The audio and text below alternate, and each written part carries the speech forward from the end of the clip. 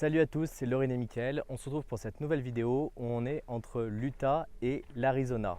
Alors pour notre première journée, on va aller directement vers le lac Powell où on va faire une première balade pour aller profiter un peu de cette belle journée. Et après, on ira à Antelope Canyon. Alors pensez bien à réserver votre place en avance pour Antelope Canyon parce que maintenant c'est entre 100 et 120 $ par personne en fonction de l'heure à laquelle vous allez. Vous allez directement au point qui est sur la carte.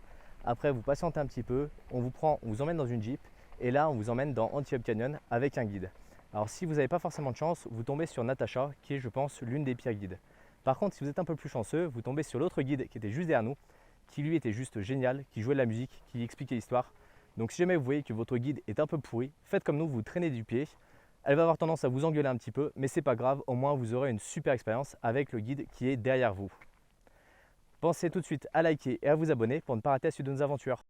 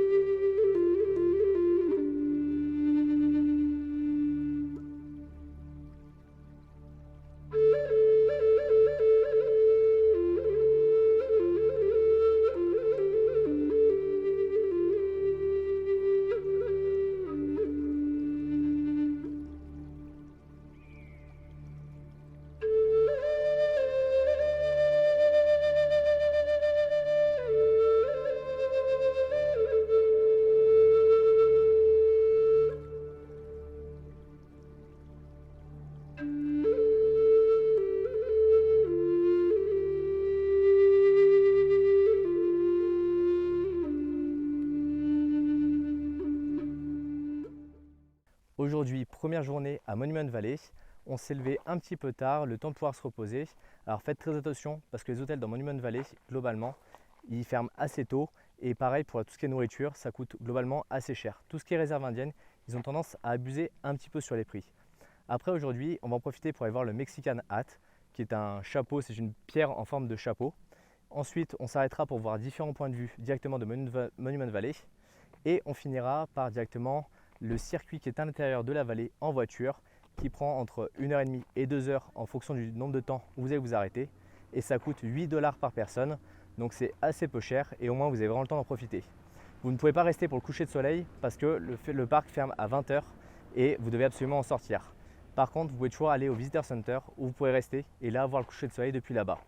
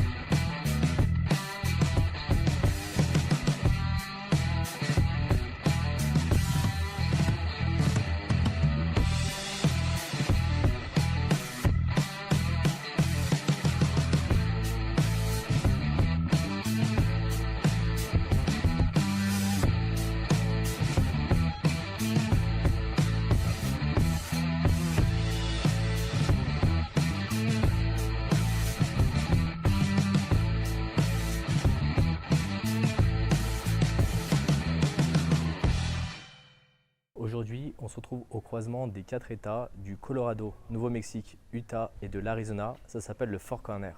Alors ils ont fait une stèle en plein milieu justement pour vous expliquer comment est découpé les différents États. C'est très intéressant. C'est surtout assez atypique à voir, donc je vous invite à y aller si jamais vous êtes dans le coin.